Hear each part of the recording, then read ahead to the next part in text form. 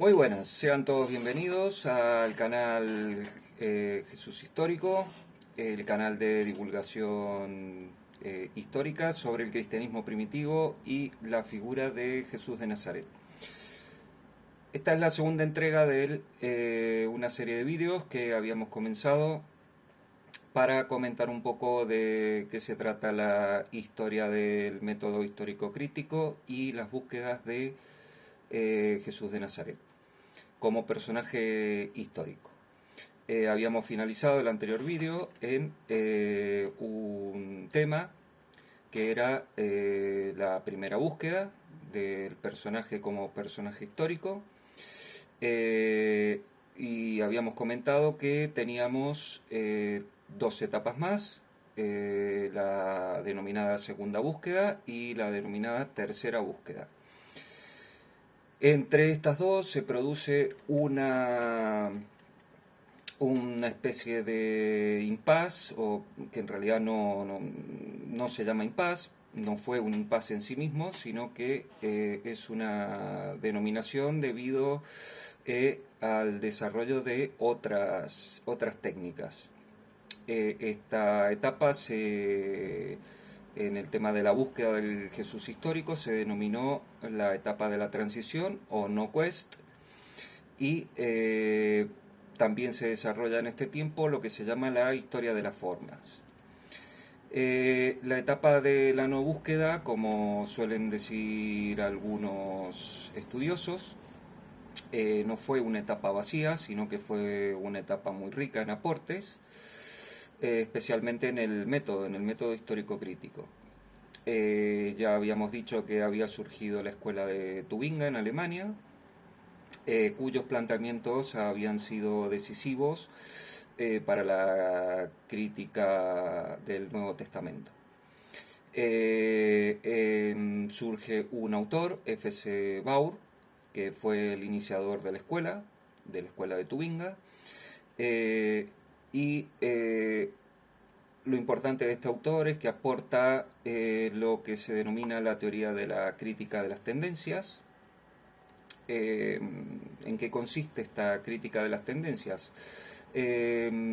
Sencillamente en que Baur dice que para acceder al estudio del personaje hay que hacer el análisis de las distintas tendencias ideológicas que observamos dentro del Nuevo Testamento, especialmente las tendencias que se iban desarrollando dentro de la iglesia primitiva. Por ejemplo, todos los escritos que son de origen judeocristiano o helenístico, etc. Dentro de su estudio, Baur llegó a una conclusión un tanto extraña. Dice que el Nuevo Testamento es del siglo II y no del siglo I. Y dos autores, Weiss y Wilk, establecen por primera vez la primacía de Marcos sobre Mateo y Lucas, lo que da origen a la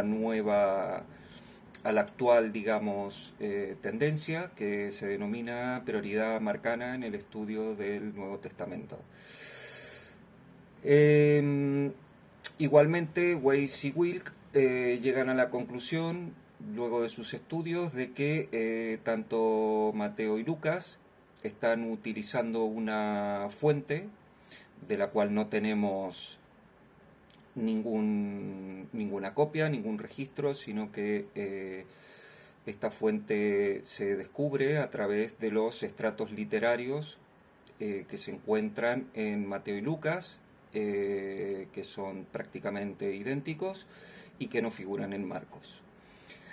A esta fuente hipotética, Weiss y Wilk la denominan la fuente Q. Se le denomina fuente Q porque proviene de la palabra alemana QL, por lo tanto, traducido al castellano, la podríamos identificar como fuente-fuente. Aquí justamente es donde nace con Weiss y Wilk, perdón, es donde aparece por primera vez la denominación de fuente Q como clave para la interpretación de los evangelios. Esta propuesta produce una reacción en la escuela de Tubinga, que, bien, admite los aportes de esta fuente hipotética, eh, pero matiza y busca posturas más de síntesis.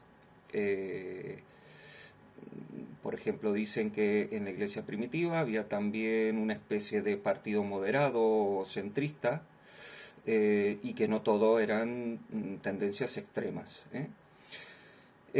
Sin embargo, la escuela de Tubinga admite las tres claves que se vienen a denominar las tres claves de Tubinga, y son básicamente las siguientes. Primero, que el Nuevo Testamento debe ser investigado desde un punto de vista meramente histórico. El segundo punto es que cada escrito debe situarse en un contexto histórico particular, teniendo en cuenta todas las circunstancias justamente históricas. Y el tercer punto viene dado por la fuerza impulsora del desarrollo del cristianismo y la tensión que existía entre la doctrina de los apóstoles directos de Jesús, los que se le viene a denominar Iglesia Jerosimilitana, y un cristianismo un tanto helenizante de Pablo. Ya en el siglo XX aparece un autor que se llama von Harnack. Este autor está considerado como uno de los teólogos protestantes más importantes del siglo XIX. Fue un gran estudioso de la Biblia, la historia y la patrística de la iglesia primitiva. Von Harnack defiende o propone unas posturas más tradicionales, una forma de interpretar la Biblia de una manera más tradicional, aún sin salir del método histórico crítico. Von Harnack niega la teoría de las tendencias, lo que ya habíamos dicho, las distintas corrientes dentro del cristianismo primitivo, y luego se produce a nivel de lo que es crítica textual, se produce un descubrimiento sumamente importante que cambia todo el paradigma. Este descubrimiento se produce en el año 1859 y de la mano de von Tischendorf, que descubre no otro documento tan importante que el Código Sinaítico. Lo descubre en el monasterio de Santa Catalina, y este descubrimiento representa una obra clave para el aparato crítico del Nuevo Testamento. Von Tischendorf publica a lo largo de su carrera 24 ediciones del Nuevo Testamento, y en el estudio de la historia del canon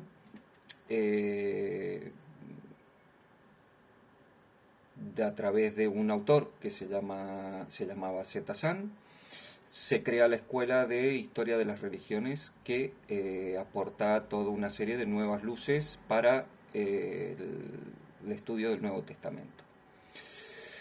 Bien, a partir de ahí ya comienza a desarrollarse de una manera bastante extendida y de una manera bastante ya más profesionalizada, por decirlo de alguna manera, lo que se ha denominado la historia de las formas de los evangelios, de la mano de tal vez uno de los investigadores más prominentes en la materia, que se llamaba Rudolf Bultmann. Esta es una etapa que es uno de los hitos del método histórico crítico, ya entrado el siglo XX, y están representadas por tres grandes figuras o tres grandes autores. Dos de esas figuras fueron, digamos, preparatorias o precedentes, y uno de ellos es un autor que en el año 1919 publica una obra que se llama El marco de la historia de Jesús. Este autor se llamaba K.L. Smith, y en el año también 19 se publica otra obra que se llama La historia de las formas de los evangelios, por parte de un autor que se llamaba M. de Vilius. ¿Mm? Luego de estos dos autores, ya un poquito más adelante, en el año 1921, llega, digamos, la cumbre, la obra cumbre, de la mano de Rudolf Bultmann, que se llama La Historia de la Tradición Sinóptica, un libro básico y fundamental para quien se inicia en el estudio del método histórico crítico. Bien, Smith afirma, haremos un pequeño resumen de lo que fueron estas tres obras. Smith afirma que la tradición más antigua de Jesús estaba formada por perícopas sueltas, o, historias, tal vez relatos de algunos milagros, pero que todo este material estaba suelto. No había ningún tipo de conexión entre ellos. Esto en el ámbito anglosajón, a estos pequeños escritos que propone Smith, que se escribían desde épocas muy tempranas, se le denominó o se le denominan las hojas volantes. Resumiendo, son pequeñas historias que de manera escrita, normalmente recogidas de manera oral, que los primeros predicadores llevaban en sus zurrones y en sus prédicas y las incorporaban. Bien, Smith dice que propone también que los evangelios no sirven para conocer la historia. Claro, todo esto visto desde un punto de vista ya de un método histórico que en el siglo XIX venía a tornarse positivista. Eh, Dice que no sirven, básicamente Smith dice que no sirven para conocer la historia, porque son folletos de propaganda para un culto. Dibelius asienta y desarrolla el método histórico crítico, y para él el punto de partida del estudio debe ser la actividad misionera de la Iglesia.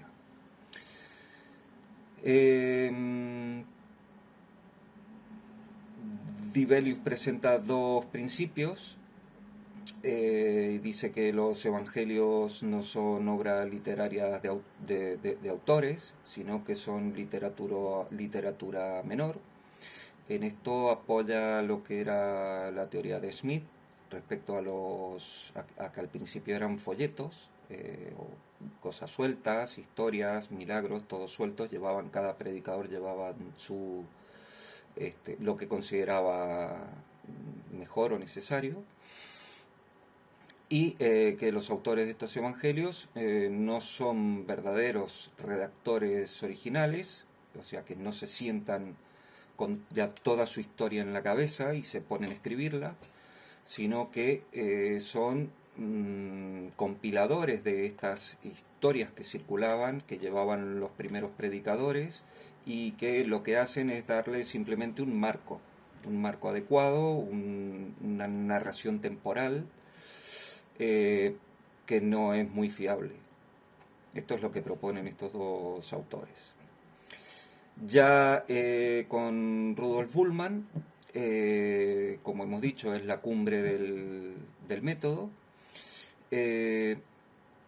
pues su figura y su obra se convierten en un hito en la historia de la hermenéutica del Nuevo Testamento. Eh, Él dice, o hasta el momento se había propuesto un lema que era atrás a la búsqueda del Jesús histórico. Quiero decir que antes de que se desarrolle el método, y que a partir de ahora el, el lema que debe ir por delante de cualquier estudio es atrás a la búsqueda del carisma. ¿eh? En la predicación carismática es donde está contenido todo. Lo importante está en el Cristo de la fe. El Jesús histórico es imposible de descubrir. A esto es lo que llega, a esta conclusión es la que llega eh, Robert Bullmann. Básicamente lo que dice es que es prácticamente imposible llegar a descubrir algo real y tangible del personaje Jesús de Nazaret, Jesús histórico, pues tiene tantas capas teológicas una encima de la otra que es imposible rascar. Bien, también Bullmann concede una gran importancia a las distintas comunidades para explicar la formación de los evangelios y la forma de redactar cada uno. Asienta también el principio que evangelio como género literario es una creación de Marcos y tiene como raíz o se inicia en una comunidad helenística de Roma. Bien, hasta aquí Bullmann y pasamos a lo que se denomina la segunda búsqueda en ambientes hispanos o en ambientes hispanohablantes. En ambientes anglosajones se le denominó la New Quest o la nueva cuestión. Y también tocaremos muy someramente la historia de la redacción.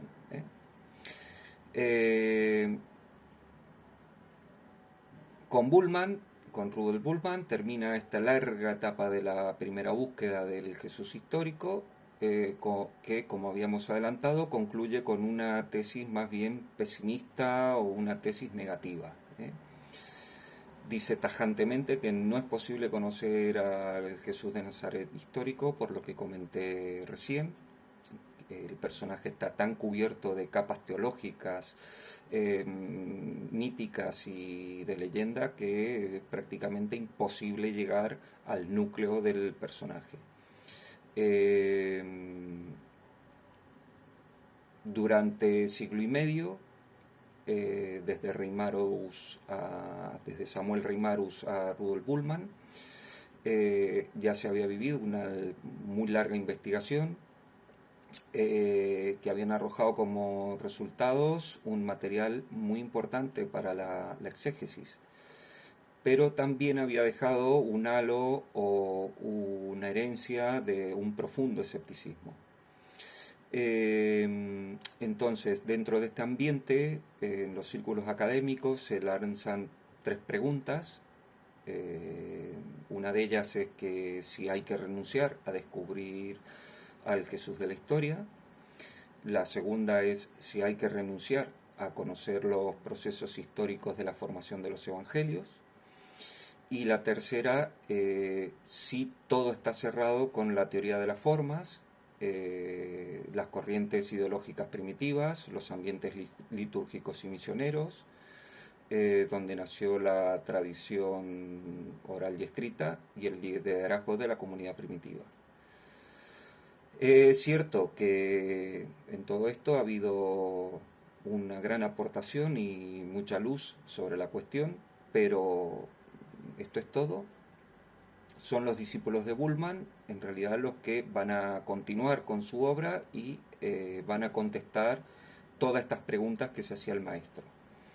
En el año 1953 un discípulo de Bullmann, que se llamaba Keisman, da una conferencia en Marburgo que se tituló El problema del Jesús histórico.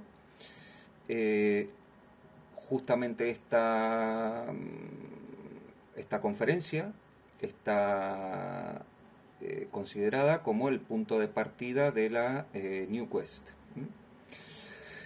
Eh, Keisman reconoce el magisterio de Rudolf Bultmann, pero se separa de su tesis un tanto radical y escéptica y afirma que la discontinuidad entre el Cristo del Querigma y el Jesús histórico tiene el gran riesgo de convertir a Cristo en un mito. Que lo que quiere decir que si no se estudia y se separa el Cristo de la fe del personaje Jesús de Nazaret, corremos el riesgo de catalogar a la figura simplemente como un mito literario. Así, por este motivo, Keisman postula una investigación sobre los evangelios que permita verificar que entre la predicación del mismo Jesús y el querigma apostólico media una discontinuidad real. Que lo que dice que una cosa es lo que predicó Jesús de Nazaret como personaje real y otra cosa es lo que luego predican los apóstoles, especialmente de primera, segunda y tercera generación, respecto al querigma, respecto ya al Cristo celestial o el Cristo mitificado o el Cristo divinizado que estaba entrelazado con el personaje histórico. Bien, esta es una etapa que es relativamente corta, se abre a mitad del siglo XX, aproximadamente en la década del 50, y surgen una serie de autores que van a proponer el estudio de los procesos históricos de los evangelios. La historia de la redacción como reacción ante la afirmación de Bultmann de que los evangelistas eran meros compiladores. A partir de aquí se centran en los procesos redaccionales y la forma de relacionarse los últimos redactores con la tradición y los materiales. En esta etapa se considera que los evangelistas, los autores de los evangelios, eran teólogos creativos y verdaderos autores. Esta etapa básicamente se centra en intentar determinar algunos puntos. Uno de ellos es la situación original de cada relato dicho. Segundo punto, la tradición o proceso de transmisión, cómo se transmite esta información. Tercero, la situación en la iglesia primitiva, los distintos movimientos ideológicos, las distintas pugnas, etc. Cuatro, el propósito de cada escritor, poniendo relevancia en el entorno donde escribe, las posibles influencias helenísticas que tenía y a quién iba, a qué público iba dirigido cada uno de los evangelios. El punto 5 es la motivación teológica de cada evangelio. ¿Qué quiere decir esto con la motivación teológica de cada evangelio? Simplemente quiero decir las distintas concepciones teológicas que van adquiriendo los evangelistas, cómo van avanzando en la teología a medida que va pasando el tiempo. Como muchas veces Mateo corrige en algunas cosas a Marcos, Lucas corrige en algunas cosas a Marcos y Mateo, y ya Juan al final que corrige prácticamente a los tres anteriores. Nunca lo hacen de manera explícita, veremos en otros futuros vídeos que estas correcciones se hacían al modo de la época, simplemente si no estaban de acuerdo con una postura teológica, el modo de disentir o corregir era escribir otro evangelio en el que se agregaban o quitaban detalles o se presentaba la historia de una manera diferente. Aparecen en esta época tres autores. En el año 54 aparece H. Kosselman, publica El Centro del Tiempo, la teología de Lucas.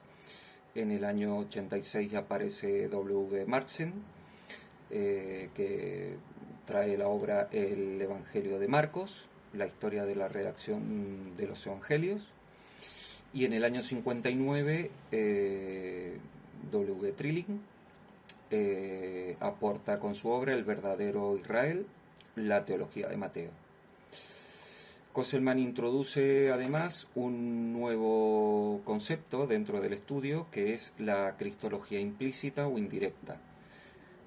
Con este concepto lo que Kosselman quiere hacer notar es que aunque los títulos que la cristología de la Iglesia fue atribuyendo a Jesús no fueron utilizados por él, la investigación histórica permite descubrir que tales títulos son como la explicación coherente de su increíble pretensión de autoridad. Bien, hasta aquí dejamos la segunda búsqueda y ya nos adentramos en la última parte, que se denominó en el ámbito hispanohablante la tercera búsqueda. En el ámbito anglosajón se le denominó la third quest, la tercera cuestión. Y ni más ni menos es en la etapa en que nos encontramos actualmente, o sea, la investigación actual del Jesús histórico.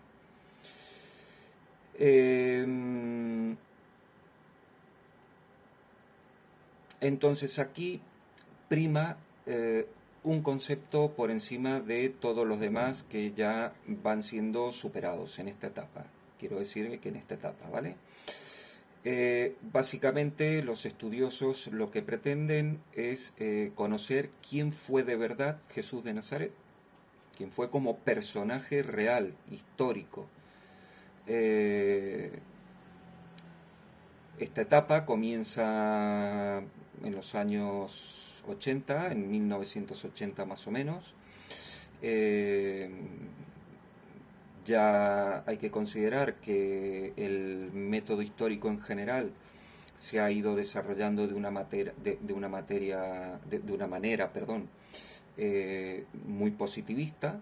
Entonces esta es la visión que se comienza a aplicar al estudio de Jesús y de los Evangelios desde un punto de vista histórico positivista.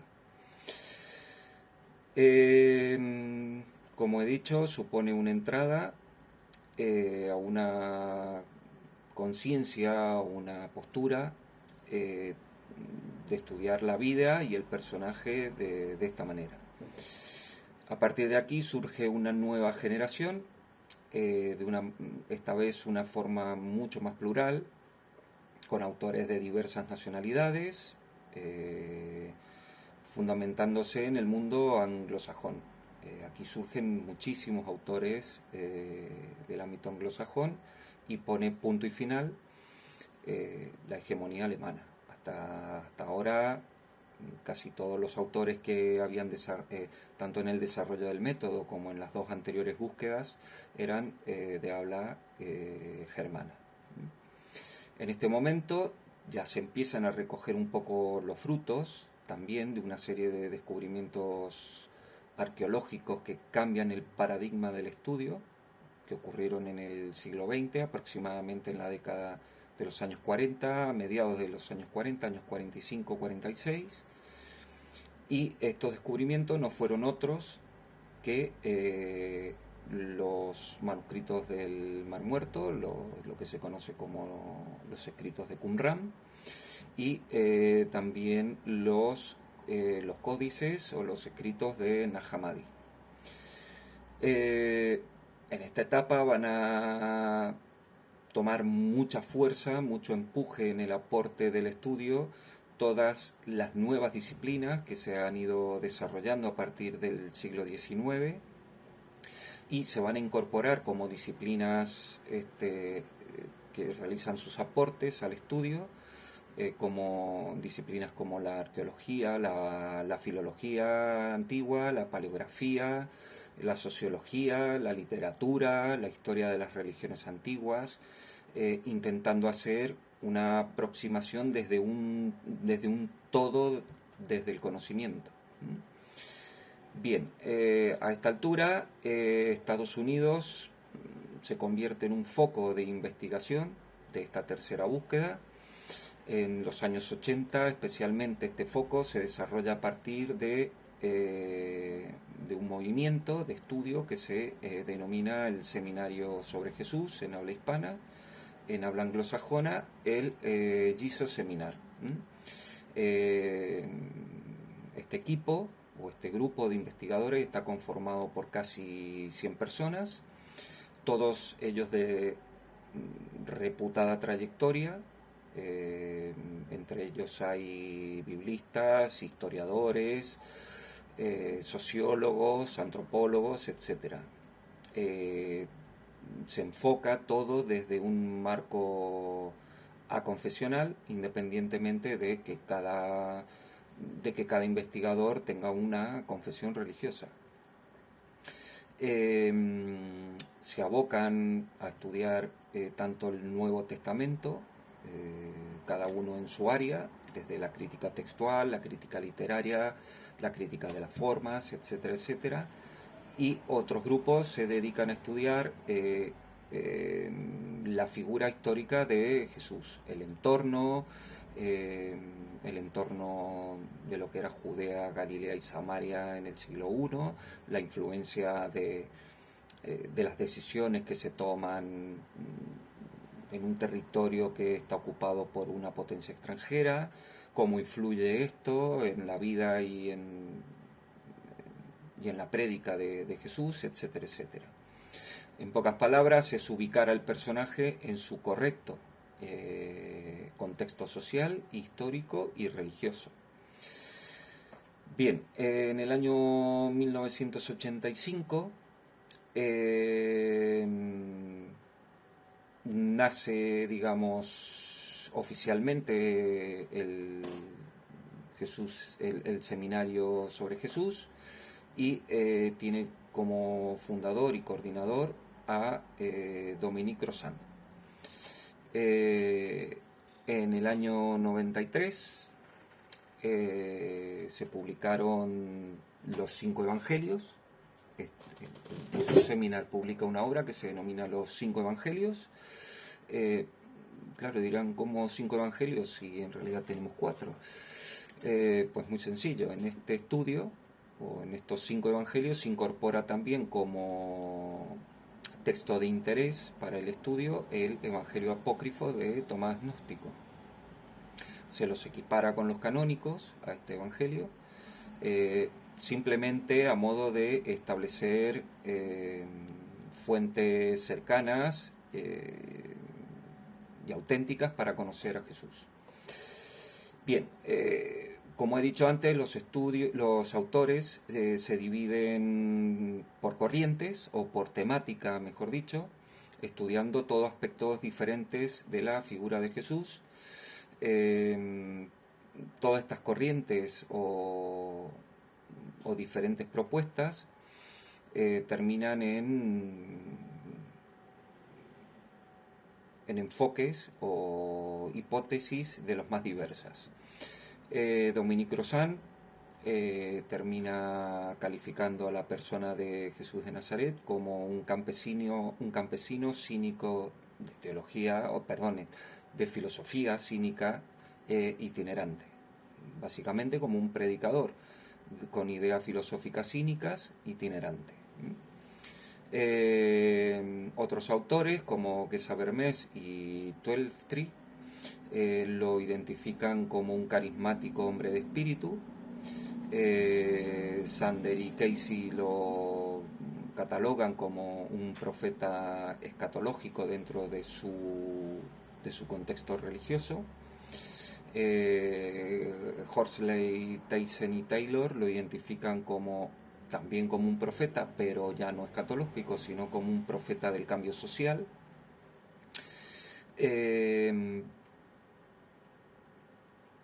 También hay otros autores que lo califican como un profeta de la sabiduría, como una especie de Buda, por decirlo de alguna manera. Entre ellos están conocidísimos autores como Elizabeth Schultz o Witherington.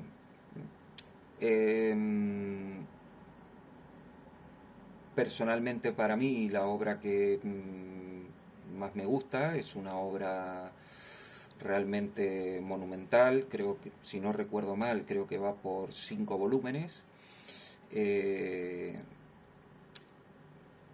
Y en mi opinión curiosa, pues proviene de un sacerdote católico que se llama John P. Meyer. Su obra Un judío marginal, una nueva visión del Jesús histórico, lo enfoca, lo enmarca para su estudio dentro de un judío, dentro de su contexto religioso, más bien marginal, que poca gente lo conocía, y lo identifica como un Mesías meramente judío.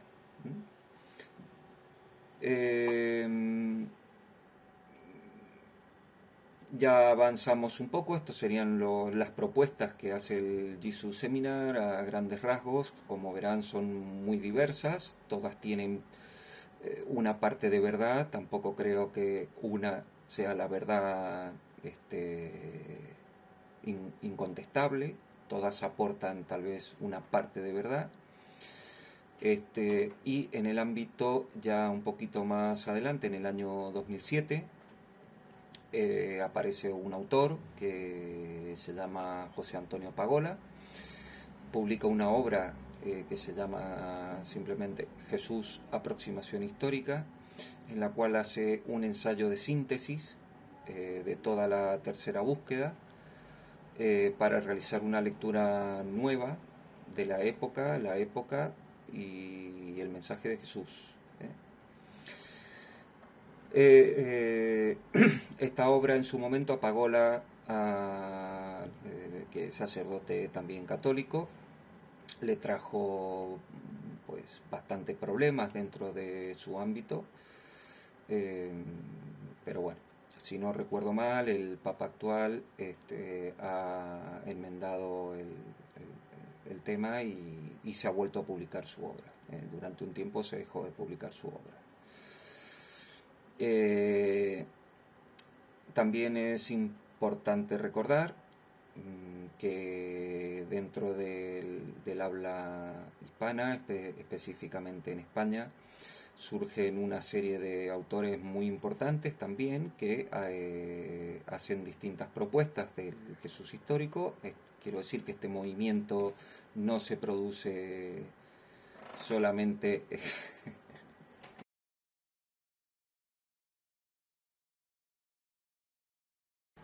bueno, una vez que ya más o menos hemos nombrado algunos autores muy importantes de habla anglosajona, dentro del ambiente anglosajón, es importante también mencionar que dentro del habla hispana, o también en Francia, o en Italia, o en Austria, incluso en Alemania, hay autores muy importantes. Yo me centraré en algunos de habla hispana.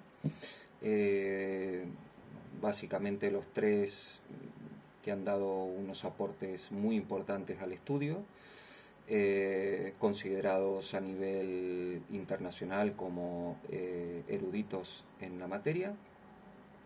Yo me centraré especialmente en dos, nombraré solamente dos. Son ampliamente conocidos por la cantidad de obras y la diversidad, especialmente de temas que abordan.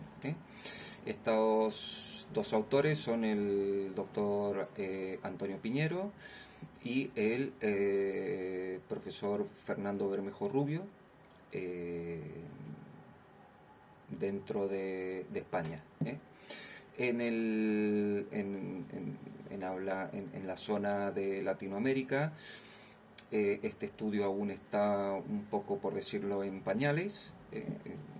Lentamente va avanzando, pero ha comenzado un poquito tarde. Dos autores bastante importantes, muy destacados, muy conocedores de la materia que abordan. Son dos autores argentinos. Uno es el doctor Ariel Álvarez Valdés, un destacado biblista, y el otro es el doctor Adrián Taranzano. Como he dicho, son autores a tener muy en cuenta en sus obras. Básicamente no quiero continuar aportando autores y autores y autores, sino que para que no se nos extienda tanto el vídeo. Bien. Para finalizar voy a resumir en qué estado está actualmente la investigación de la denominada tercera búsqueda, o cuáles son, digamos, el enfoque o las puntualizaciones que quiere hacer esta etapa. La primera es una preocupación por insertar a Jesús en su hogar de origen, enraizándolo así en el seno de su pueblo judío. Básicamente, lo que propone este punto es que Jesús nace, crece y muere como un judío, vive como un judío, practica la religión judía y su pensamiento era judío. El punto número 2 es intentar conocer un mejor contexto sociocultural, sociohistórico y también agregaría yo sociogeográfico, que es muy importante, de Jerusalén y Galilea. Normalmente tendemos a pensar de que cuando se denomina pueblo judío o Israel del siglo I era todo una especie de monobloque.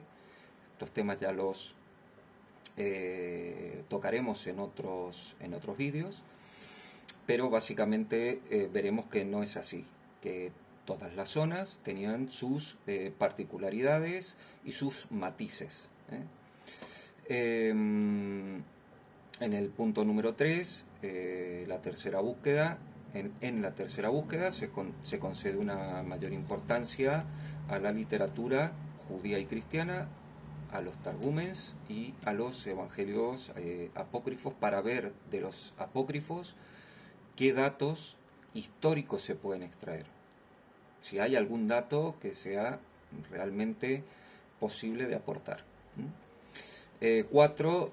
Una mayor confianza en las posibilidades de llegar al Jesús de la historia. Ya habíamos dicho que Bullmann en la segunda búsqueda había terminado con una tesis escéptica y negativa, con la idea de que era muy difícil o prácticamente imposible llegar al Jesús de la historia. Pues en la tercera búsqueda, con todos los adelantos tecnológicos en las distintas disciplinas, ha habido un resurgir en el ánimo de poder llegar, aunque sea a algunos puntos, del Jesús de la historia, del personaje. El punto número 5 es encarar la investigación desde una metodología interdisciplinar, como la antropología cultural o la sociología, lo cual da muchas resonancias, pero dispersa la atención y da la sensación de no profundizar, sino superficializar el estudio. El punto número 6 es una metodología de manera rigurosa de investigación histórica, primando este método independientemente de la confesionalidad del investigador. Se podría resumir que prima el dato histórico o el resultado histórico sobre la preocupación teológica. El punto número 7 de estas características es que hay una notable disparidad en las líneas abiertas de investigación y como tanto en las líneas hay una disparidad en las conclusiones. Eh,